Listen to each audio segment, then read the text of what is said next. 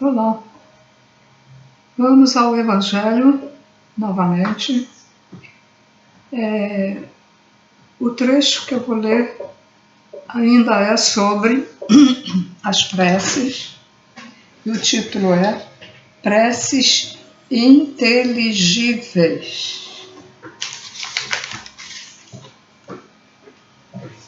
Isso aqui é o Evangelho segundo o Espiritismo de Allan Kardec, escrito pelo médium chamado Allan Kardec, que não era o verdadeiro nome dele, lá na França.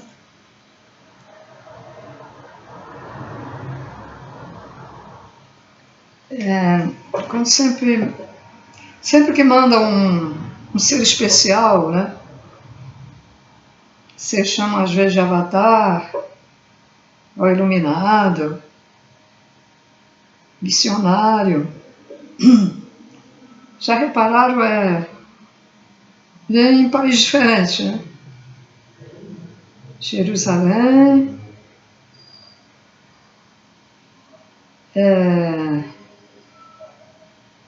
caramba, o Buda apareceu onde? E agora? Deixa eu ver se eu lembro. Bom, mas foi em outro lugar, lá perto da Ásia, né? Acho eu. O outro na França, Sai Baba na Índia, o Pedro Augusto aqui no Brasil. Ver se eu lembro. O Krishna, né? Também. O Krishna aí repetiu, né? O Krishna na Índia também. Foram dois na Índia. Fora o que eu não sei ou que eu não lembro, né?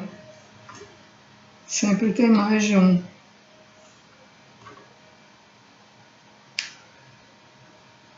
Bom, aqui eu acho que no Brasil é o primeiro, né? Primeiro ser especial aí, né? Acho que é a primeira vez. Bom.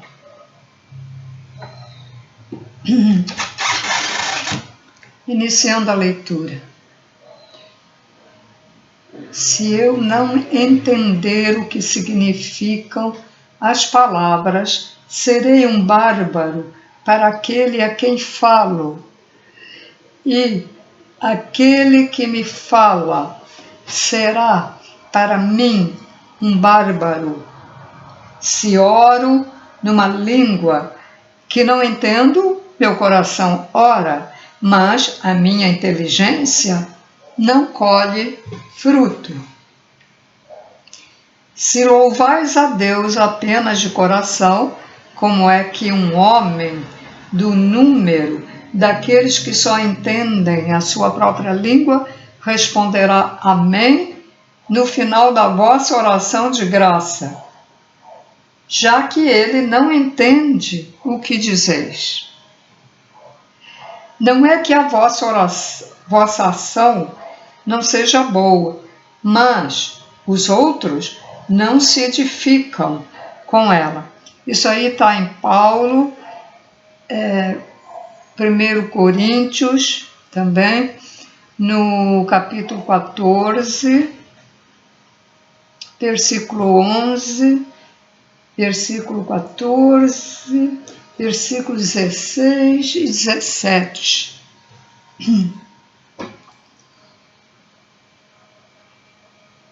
A prece só tem valor pelo pensamento que lhe está conjugado. Ora, é impossível conjugar um pensamento qualquer àquilo que não se compreende, pois o que não se compreende não pode tocar o coração.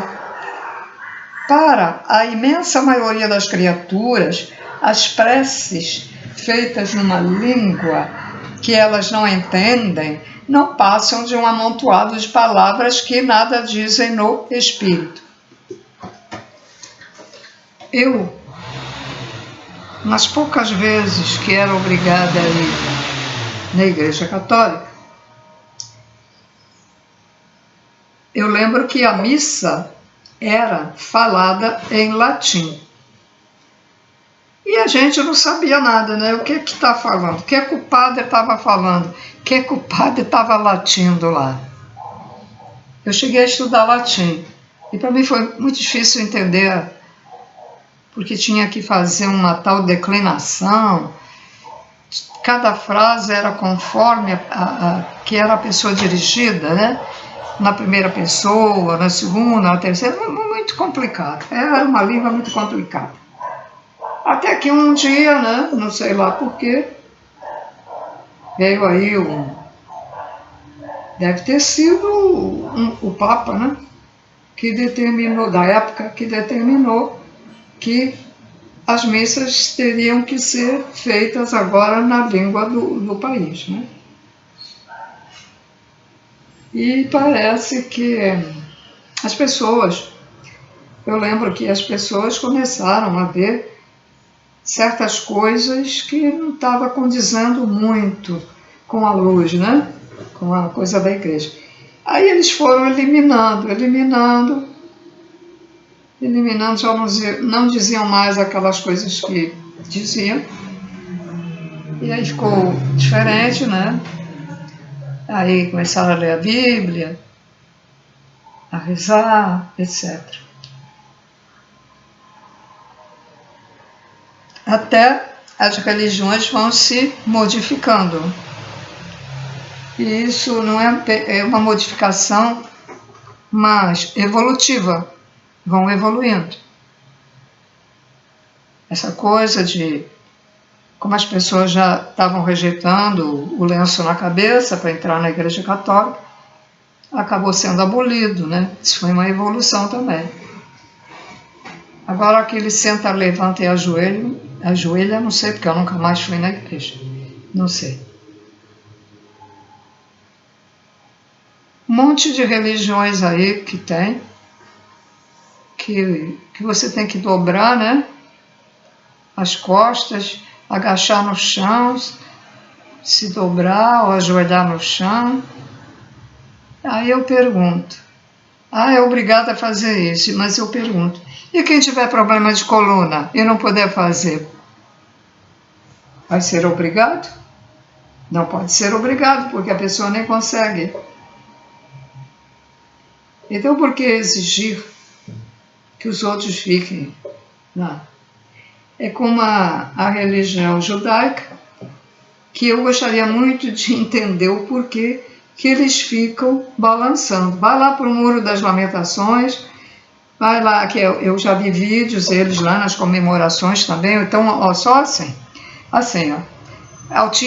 são autistas, assim. Para que eles balançam, hein, gente? Mas a religião judaica é uma religião fechada, machista. E aí, se eu fosse para um judeu perguntar isso, será que ele me responderia? Bom, também se não respondesse, o que ia sair na hora da minha boca, eu ia falar. Pensamento.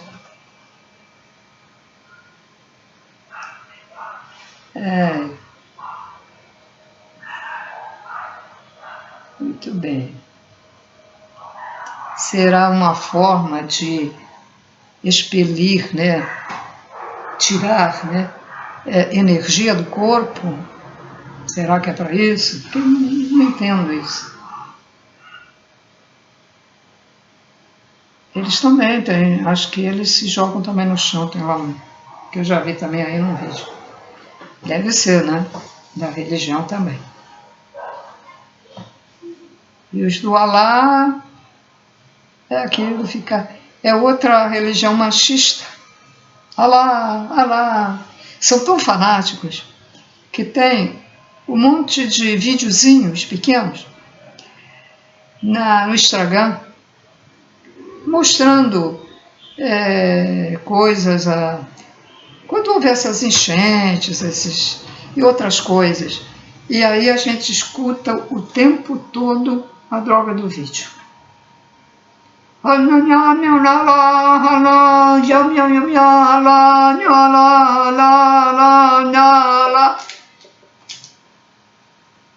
Eu particularmente disse até sozinha aqui, disse até um palavrão, porque aquilo enche o saco.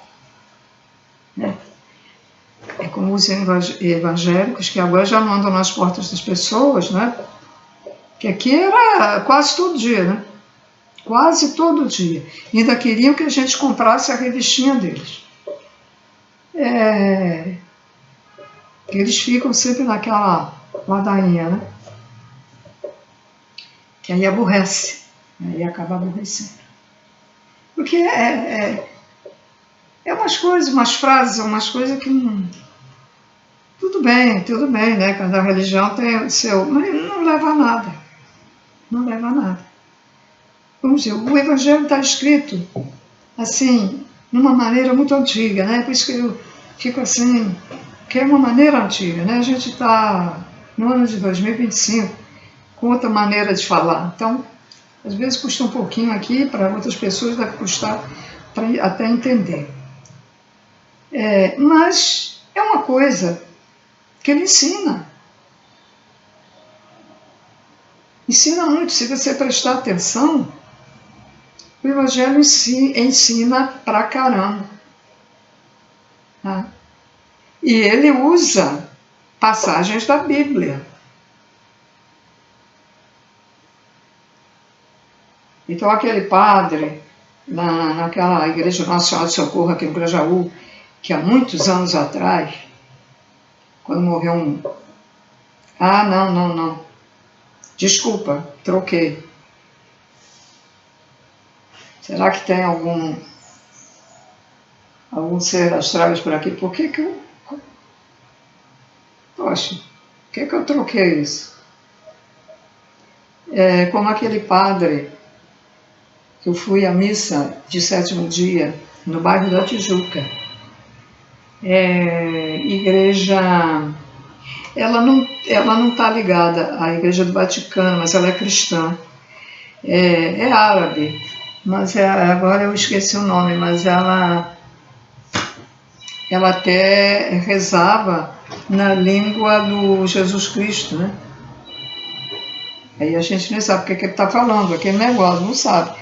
Ele está orando lá na língua do Cristo, mas não sei o que é. Bom, então, o padre, que vontade que eu tive de me levantar e começar a dizer para o padre: como o senhor ousa falar uma coisa dessas? Se o senhor já leu o Evangelho, o senhor menosprezando o Allan Kardec, sabe? Dizem o que a missa 7º dia tinha a ver com essa M que esse padre que estava bêbado, ele fazia assim, sabe? Ele deu para perceber que ele estava bêbado. E eu ficava ali, meu Deus, que vontade de falar. E eu ia dizer: padre, você bebeu? Meu parente, membros da família ali, e outras pessoas estranhas também estavam lá. Não é que eu podia falar, né? Tem coisas que a gente tem vontade de fazer, mas não pode. Há momentos que a gente quer quebrar a Matrix, mas não pode. Então, ele falava assim: esse tal Allan Kardec, esse e aquele outro, que diz que isso e aquilo. Vai ver que o padre nem leu, só escutou falar. Porque se ele lesse, fosse inteligente, ele observaria que nos trechos do Evangelho segundo o Espiritismo está lá coisas escritas em capítulos da Bíblia. E ele está lá com a Bíblia dele, né? Da Bíblia católica, ou seja, da Bíblia do Segundo Testamento. Já o judeu, ele usa só o Primeiro Testamento. A Bíblia dele é só o Primeiro Testamento. Acho que até hoje eles não aceitam, né, Jesus? Vão se ferrar de novo. Não passaram no exame. Vieram aqui para a Terra como exilados porque não passaram no exame. E novamente não passaram no exame. Na prova, como falo. Azar é deles, né? Não precisa ficar com pena, não. Dane-se, dane-se. Bom, então, vou continuar a leitura. Para que a prece toque, é preciso que cada palavra desperte uma ideia. Ora, a palavra que não é entendida não pode despertar ideia nenhuma. Será repetida como simples fórmula, cuja virtude dependerá do maior ou menor número de vezes que a repitam. Muitos oram por dever. Oram por orar, né? É feito uma máquina. Muitos oram por dever, alguns até por obediência aos usos, pelo que se julgam quites, desde que tenham dito uma oração determinado número de vezes e em tal ou tal ordem. Deus lê no fundo dos corações, vê o pensamento e a sinceridade. Julgá-lo, pois, mais sensível à forma do que ao fundo é rebaixá-lo. É o caso quando você vai se confessar e o padre te dá um castigo. Te manda rezar um monte de Aves Marias e um monte de Padres Nossos. Isso aconteceu comigo porque antes do casamento tinha que se confessar e eu não fiz não me colocaram para fazer a primeira comunhão no catolicismo e lá fui eu contrariada. Não lembro lá o que é que... Não lembro o da roupa preta, né? Capa preta. Me perguntou.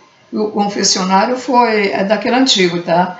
É daquele que parece uma guarita, né? É um móvel, né? Com os negocinhos assim, que a gente só vê o olho do padre, né? A gente fica do lado de fora, ele fica dentro do móvel lá dentro, né? Ouvindo. Então, me mandou... mas até hoje, eu esqueci, ó. Até hoje, não deu. Um fanático católico, sabendo que não deu certo no casamento, ele diria para mim: você não cumpriu não obedeceu ao que o padre disse. Você tinha que rezar não sei quantas Ave Marias e não sei quantos Pai Nosso. Certamente ele diria isso. É o caso de uma tia minha, que eu estava passando mal, aí fui lá para a casa deles. E eu não melhorava. E ela: você também não reza. E eu não tinha nem Pai Nosso decorado, nem a Ave Maria, porque eu não... Porque aqui em casa também ninguém rezava. A minha tia só rezava na hora da trovoada, então... E eu tinha problema de memorizar, né? Bom, aí ela ia falando, eu ia repetindo, mas fiz contrariar. Ela dizia que se eu não melhorava é porque eu não rezava. E ela precisou, já, né, idosa, ficou com problema lá no intestino, foi fazer uma cirurgia, e ela rezava todo dia, ia na missa toda semana, foi filha de Maria e morreu da doença que eu desconfio que foi, que eles não disseram. Desconfio que foi. Às vezes eles só abrem, olham, nem retiram, sabe? O negócio lá, porque já está muito tomado, né? É isso, então. E aí? É um caso a pensar. É? Não é? Bom, Então agora vamos a um outro título, que é, deixa eu ver aqui, Prece pelos mortos e pelos espíritos sofredores.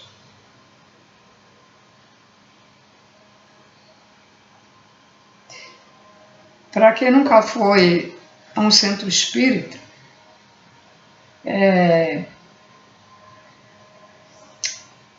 que ali naquele momento em que estão as pessoas, eles mesmo recebem espíritos sofredores, como falar aqui, os espíritos sofredores, e para providenciar, né? Eles são levados para colônias espirituais ou para outro lugar, conforme merecimento. Então, esses espíritos sofredores são espíritos que, às vezes, alguns estão num umbral e não podem sair de lá, mas é permitido alguns irem em centro espírita, incorporam no médium e eles choram a beça. E se dobram assim e ficam sobre a mesa, né? E ficam ali, parece que mortos. Eu nunca quis incorporar, mas estava trabalhando aí também para dar passe dos sofredores e para preparar eles para os invisíveis levar, né? Lá para as colônias, ou para a nave também, né? Para as naves. Aí uma médium lá cismou que eu tinha que receber,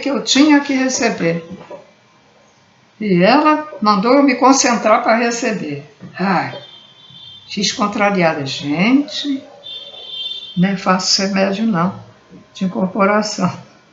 Eu caí fora, né? Porque não dava, não. Parecia que eu estava morta. Eu não conseguia me mexer. Estava sofrendo mesmo, né? Quer dizer, eu estava sentindo que esse espírito, porque eles entram dentro da gente. E para entrar dentro da gente, o nosso espírito, ele sai. Lógico, fica pregado pelo coisa, mas ele tem que sair para entrar, né? Nunca mais.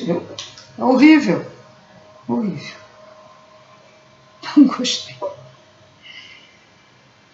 Ai, meu Deus. Se eu tinha que fazer isso aqui na minha missão, eu vou ter que reencarnar de novo, porque eu não aceitei, né? E vou ter que voltar de novo. Brincadeira. É horrível, horrível, horrível.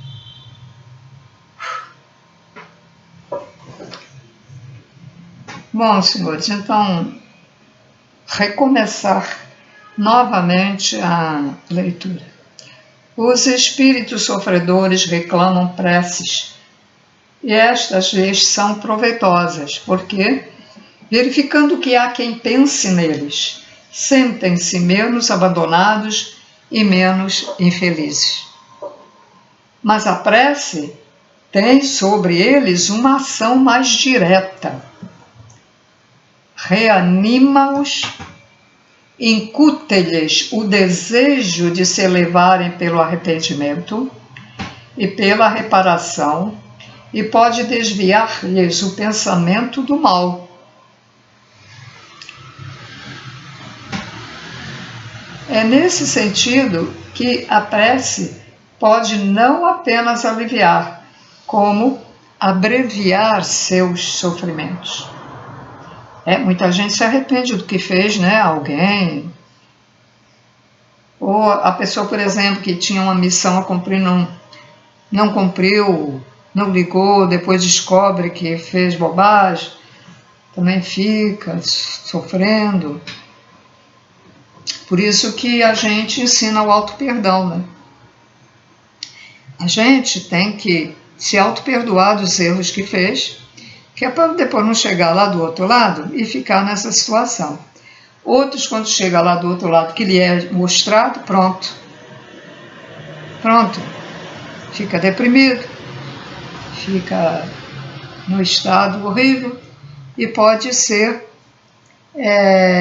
que esse sofrimento, esse arrependimento que não passa, ele não se auto-perdoa ali naquele momento, ele não entende que ele é uma pessoa que estava aqui para aprender, não aprendeu, então tem que se auto-perdoar e voltar a reencarnar, né, para aprender.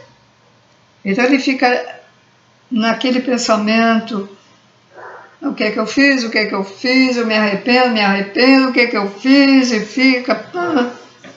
E acaba se autotransformando num espírito ovoide, o qual será usado pelos magos negros.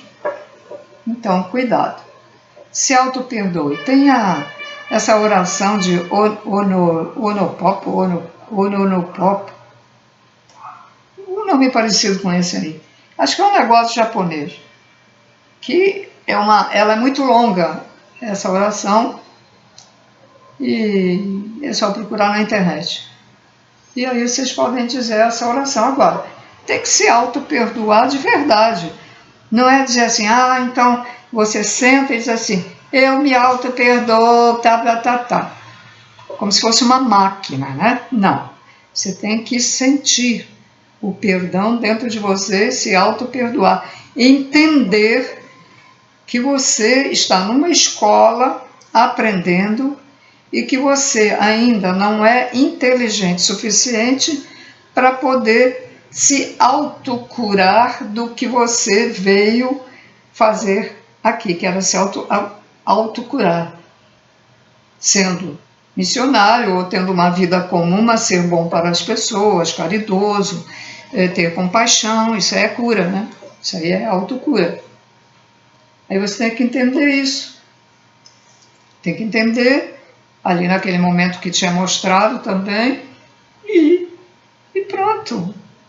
Vai lá, depois vai para a colônia, vão te preparar, vão te ensinar aí para você novamente reencarnar, aqui ou no outro lugar, ou no outro planeta, tá? Lógico que vai ser uma terceira dimensão, mas pode ser até uma terceira dimensão melhorzinha, né? Bom, certas pessoas não admitem a prece pelos mortos, porque, segundo acreditam, a alma só tem duas alternativas: ser salva ou ser condenada às penas eternas, de modo que, num e no outro caso, a prece é inútil. Sem discutir o valor dessa crença, admitamos por alguns instantes a realidade das penas eternas e irremissíveis e que as nossas preces sejam impotentes para pôr-lhes um termo. Perguntamos: se nessa hipótese será lógico, será caridoso, será cristão recusar a prece pelos condenados? Tais preces, por mais impotentes que fossem para os libertar, não lhes seriam uma demonstração de piedade capaz de abrandar-lhes os sofrimentos? Na Terra, quando não haja... Na Terra, quando um ser humano é condenado perpetuamente, mesmo quando não haja a mínima esperança de obter-se para ele o perdão, será proibido a uma pessoa caridosa ir carregar seus grilhões para aliviá-lo desse peso? Quando alguém é atacado de mal incurável, dever-se-á abandoná-lo sem lhe proporcionar alívio algum, só porque não há nenhuma esperança de cura para ele? Lembrai-vos de que, entre os condenados, pode achar-se uma pessoa que vos foi cara, um amigo, talvez um pai, uma mãe, um filho. Pelo fato de esse ente não ser perdoado, segundo credes, recusar-lhes-eis um copo de água para mitigar a sede?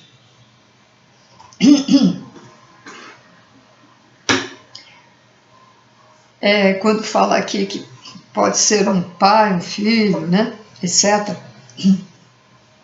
é que na vida passada, aquela pessoa que foi condenada ali, ela pode ter sido um membro da família, porque nós temos pais, parentes, filhos, mas é tudo emprestado, porque nossos verdadeiros pais estão... Deus é o nosso Pai, é o Pai de todo mundo, por isso que a gente diz Pai Nosso, porque Ele é que faz todos os espíritos, mas depois a gente tem que nascer num planeta, né? Dentro, nós vamos ter pais, sem ser o nosso Pai Deus, nós vamos ter pais, mãe, pai. Então, a gente está aqui na Terra, mas nós temos os nossos primeiros pais lá em algum planeta. Pode ser em Artúrios, pode ser em Pleiades, pode ser em Órion, pode ser Sírius, Alfa Centauro, Altair, Marte, enfim, vários outros, né? Então, é uma bobagem a pessoa ficar muito apegada, ai, morreu, aí fica deprimido, deprimida, e chora o dia todo, chora durante 4 anos, 5 anos chorando. Para que isso? Está lá no outro, já reencarnou no outro lugar, ou então está lá no planeta dele, ou dela.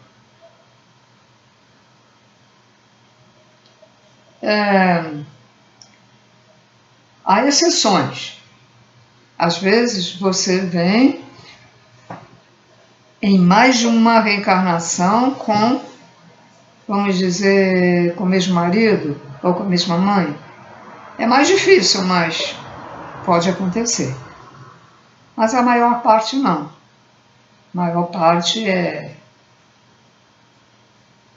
conforme o que a pessoa tem que passar. Pessoa riquíssima, foi riquíssima, vai e nasce aqui na Terra, no meio muito pobrinho, muito pobre, por alguma razão, ela nasceu ali.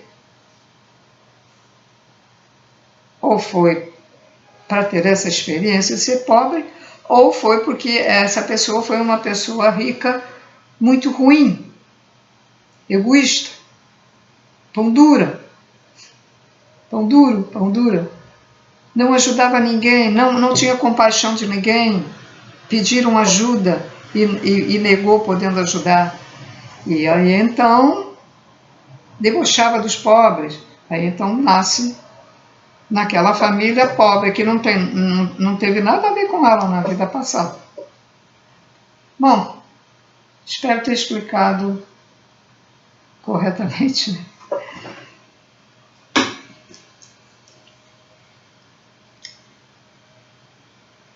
Lembrai-vos de que entre os condenados pode achar-se uma pessoa que vos foi cara, um amigo, talvez um pai, uma mãe, um filho, pelo fato de esse ente não ser perdoado, segundo credes, recusar-lhes um copo de água para mitigar-lhes a sede, um bálsamo que lhe seque as chagas, não faríeis por ele o que faríeis por um condenado? Não lhe daríeis uma prova de amor, uma consolação? Não, isso não seria cristão. Uma crença que petrifica o coração é incompatível com a crença em um Deus que põe na primeira categoria dos deveres o amor ao próximo. A não eternidade das penas não implica a negação de uma penalidade temporária, porque Deus em sua justiça, não pode confundir o bem e o mal. Ora, negar, neste caso, a eficácia da prece seria negar a eficácia da consolação, dos encorajamentos e dos bons conselhos. Seria negar a força que aurimos da assistência moral dos que nos querem bem. Outros se fundam numa razão mais enganadora: a imutabilidade dos decretos divinos. Deus, dizem esses, não pode mudar as suas decisões a pedido das criaturas. Sem isso, o mundo não teria estabilidade. O ser humano, pois, nada tem de pedir a Deus, só lhe cabendo submeter-se e adorá-lo. Há nessa ideia uma falsa aplicação do princípio da imutabilidade da lei divina. Ou melhor, ignorância da lei no que diz respeito à penalidade futura. Essa lei é hoje revelada pelos Espíritos do Senhor quando o ser humano já está maduro para compreender o que, em matéria de fé, é conforme ou contrário aos atributos divinos.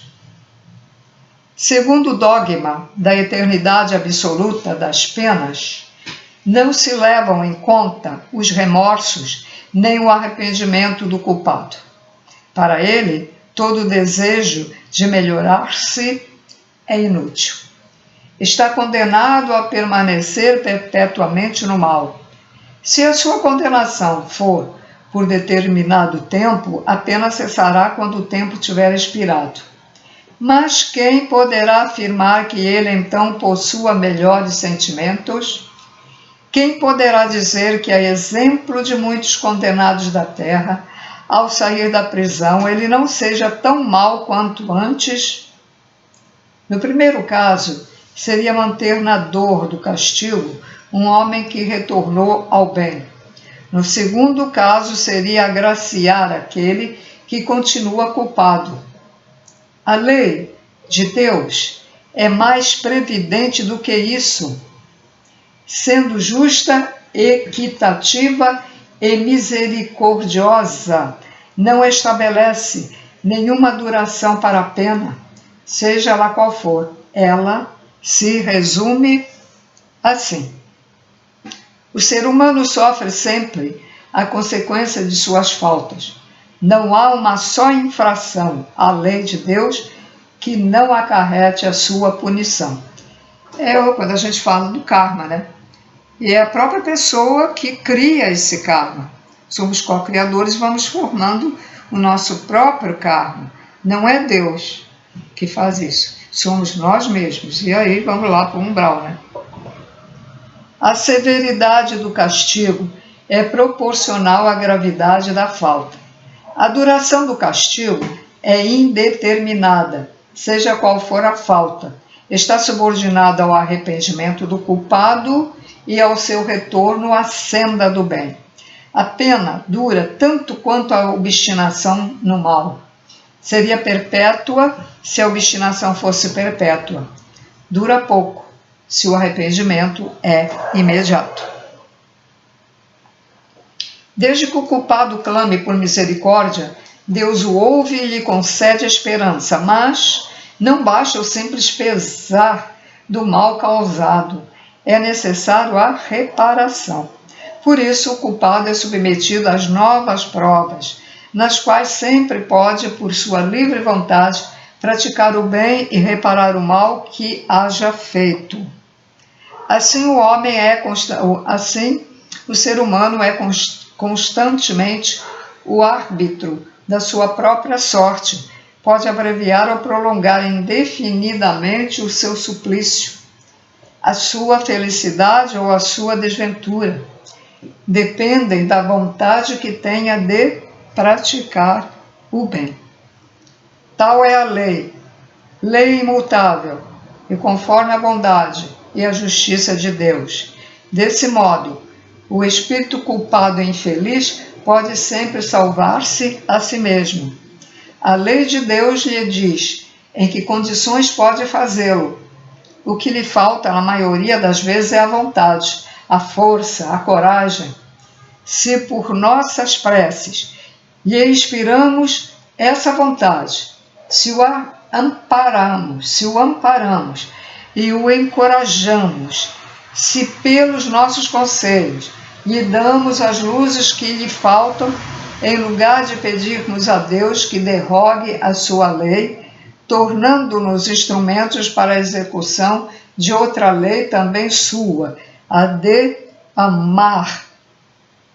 amor e caridade, da qual ele nos permite participar, dando a nós mesmos, com isso, uma prova de caridade. E aqui eu finalizo esse trecho. Pois é, senhores. Então é isso. No momento em que, ainda nesta encarnação, no momento em que a pessoa se arrepende verdadeiramente, e em alguns casos ela pode até reparar, né, o erro, né, que fez aí com alguém ou alguma coisa, o karma começa a ser dissolvido. E continuar praticando bem, não fazendo mal a ninguém, amar é não fazer mal a ninguém, vai queimando o karma, e aquilo que tinha que acontecer, aquele câncer que tinha que aparecer, aquele atropelamento que já estava na programação, aquela humilhação que você tinha que passar, isso tudo é queimado nessa vida, quando você se arrepende e segue a trilha do amor. Certo, gente? Então, espero que tudo tenha sido esclarecido.